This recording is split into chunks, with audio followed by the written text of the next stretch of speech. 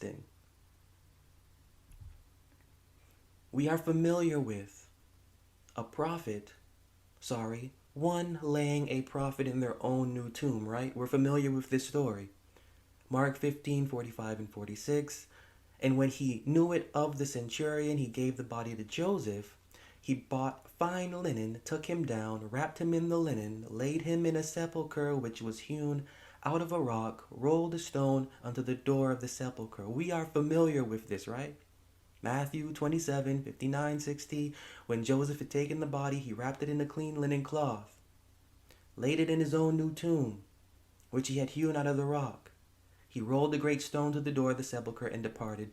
What I want to just bring up is a question of where does this come from? Is this an original thought from the author, is what I'm getting at. Is this an original thought? Did this actually happen to the character that we're reading about? Did it actually happen? This scene is taken from 1 Kings 13:25-30.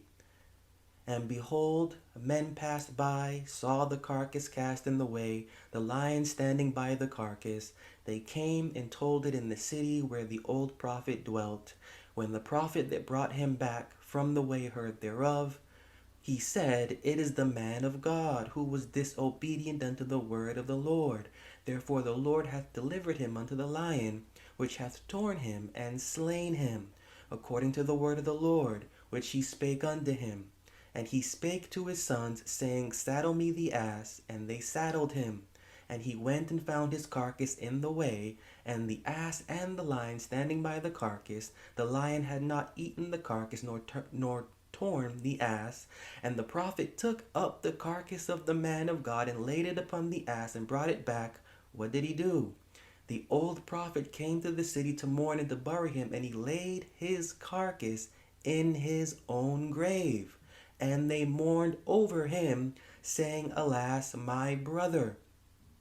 The scene of one placing the prophet into their own tomb, grave, sepulcher is an invented scene. It never happened. It never happened because the scene is taken from 1 Kings 13:25-30. In this scene, what we have here is a prophet of God that came to utter a judgment against the church that was created by the king. This old prophet supported the church that was created by the king. He was supposed to utter his judgment.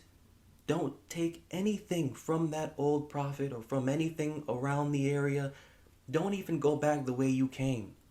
Go back another way. He was supposed to have nothing to do with anything here except deliver the message of condemnation. Well, he didn't follow those instructions. He did everything he wasn't supposed to do.